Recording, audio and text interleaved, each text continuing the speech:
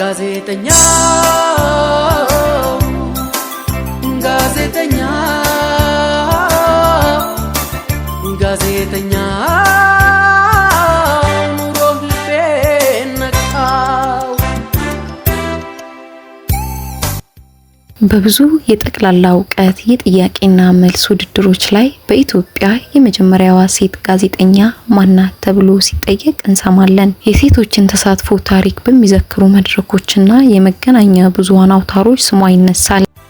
በኢትዮጵያ የመጀመሪያዋ ሴት ጋዜጠኛ ናት። ሮማነ ወርቅ ካሳሁን ከ51 ዓመታት በፊት ጥር 23 ቀን 1964 ዓመተ ምህረት ህይወቷ ያለፈውን ጋዜጠኛ ሮማነ ወርቅ ካሳሁንን እናስታውሳለን። ጋዜጠኛ ደራሲና ጻፊ ተውኔት ሮማነ ወርቅ ካሳሁን ከአባታቸው ከአቶ ካሳሁን እንግዳሸትና ከእናታቸው ከወይዘሮ አለሙሽ አለም በ1914 ዓመተ ምህረት በአዲስ አበባ ከተማ ውስጥ ተወለዱ። እድሜያቸው ለትምህርት ሲደርስም ቅድስት ሥላሴ ቤተክርስቲያን መንፈሳዊ ትምህርት ቤት ገብተው የቤተክርስቲያን ትምህርት በመማር ዳዊት ደገሙ። ከዚያም ወደ ስዊድን ሚስዮን ትምህርት ቤት በመግባት በጊዜው ይሰጥ የነበረውን ዘመናዊ ትምህርት ተማሩ።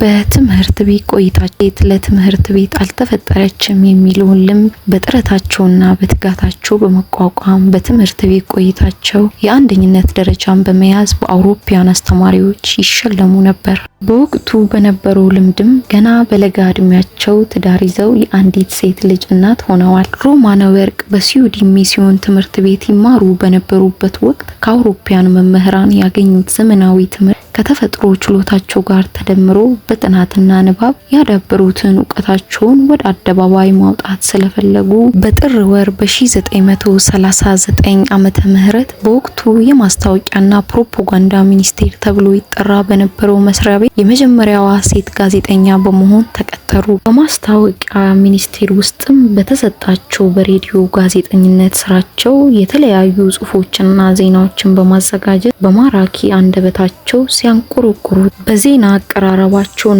በፕሮግራም ዝግጅቶቻቸው በህዝብ ዘንድ ከፍተኛ ተወዳጅነትና አድናቆትን ለማግኘት ብዙም ጊዜ አልወሰደባቸውም ነበር። በማስታወቂያ ሚኒስቴር ውስጥ ባገለገሉባቸው ጊዜያት በሬዲዮ ዜና አጠናካሪነት፣ በዜና አንባቢነትና በሴቶች ፕሮግራም አዘጋጅነት አገልግለዋል።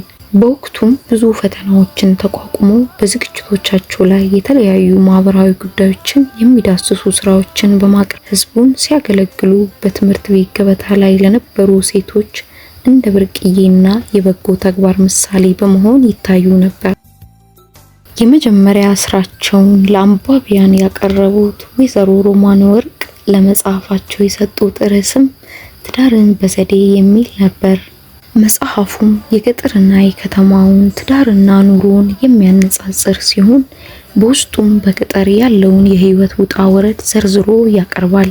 እዚህም በተጨማሪ የመጽሐፍ ደራሲ ለትዳር ፈላጊዎች ምክር አለኝ በማለት ስለ ትዳር የተለያዩ ጽንሰ ሐሳቦችን ለመዳሰስ ሞክረዋል።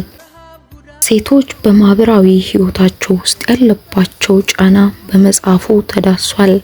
ከዚያ በኋላም በርካታ ጋዜጣ መጣጥፎችና መጽሐፍትን ጽፈዋል። በስራዎቻቸው በርካታ ሽልማቶችን አግኝተዋል። ጋዜጠኛ ደራሲና ጻፊ ተውኔት ሮማነ ወርቅ የጤና እክል አጋጥሟቸው በሕክምና ሲረዱ ቆይተው ጥር 23 ቀን 1964 ዓመተ ምህረት ከዚህ ዓለም በሞት ተለዩ። ስርዓተ ቀብራቸውን በወቅቱ የማስታወቂያ ሚኒስቴር ሹማምንትና ሰራተኞች እንዲሁም እጅግ በርካታ ህዝብ በተገኘበት አዲስ አበባ ውስጥ በቀጨኔ መድኃኔዓለም ቤተክርስቲያን ውስጥ ተፈጽሟል። ጋዜጠኛዋ ሞት ቀደማቸው እንጂ ብዙ መጻሕፍትን አዘጋጅቶ ለህትመት ለማብቃት እየተጠባበቁ እንደነበረ ታሪካቸው ያነሳል። ጋዜጠኛ